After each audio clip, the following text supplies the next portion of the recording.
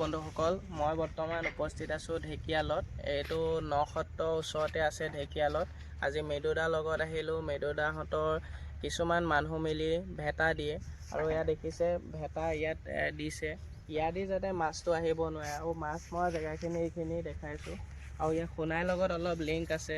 সিফালে এটা কালভাৰ আছে আৰু এইফালে চাওক, এইখন ভেটা দি দিছে। কেইঘৰমান পৰিয়াল মিলি পেলাই ভেটা দিয়া। এইটো ভেটা ঘৰ আৰু ইয়াতে ৰখীয়াবিলাক থাকে। ইয়াত খানা পিনাও হয় আৰু সুন্দৰ পৰিৱেশ।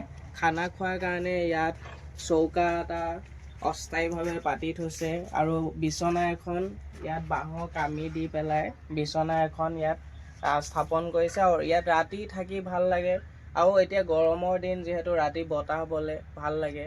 আৰু ইয়াতে কিবা কিবি ৰোল চোল লিখি থৈছে যাতে কোনেও অপ্ৰীতিকৰ পৰিস্থিতিৰ সৃষ্টি কৰিব নোৱাৰে, তাৰ প্ৰতিও সতৰ্ক ৰাখে গোটেই ৰাইজ। আৰু এইফালে এখন সুন্দৰ পথাৰ আৰু ইয়াতে পুখুৰী আছে, 2-3টামান পুখুৰীখিনিও ধুনীয়া প্লেচত আছে।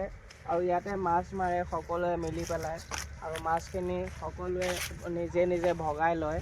আৰু সুন্দৰ পৰিৱেশ। ইয়ালৈ আহিব, খানা চানা খাব যদি মন যায় ইয়ালৈ আহিব, ভাল লাগিব। আৰু ইয়াত এতিয়া কাম চলিয়ে আছে, জেচিপিয়ে খান্দি আছে, পুখুৰী দ কৰি আছে আৰু সিফালে খেতি পথাৰবিলাক সুন্দৰভাৱে কৰা হৈছে। তাৰপিছত ইয়াতে মেচিন চলি আছে, বিভিন্ন কাৰুকাৰ্য ইয়াত চলি থাকে আৰু গছ গছনি ভৰপূৰ অঞ্চল, এটা সুন্দৰ পৰিৱেশ, ধুনীয়া লাগিল আহি।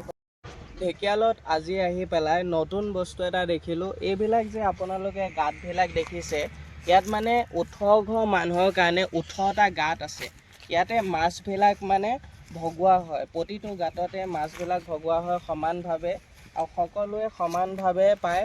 এইটো সুন্দৰ এটা ব্যৱস্থাপনা। আজি গম পালোঁ, ভাল লাগিল জানি পেলাই।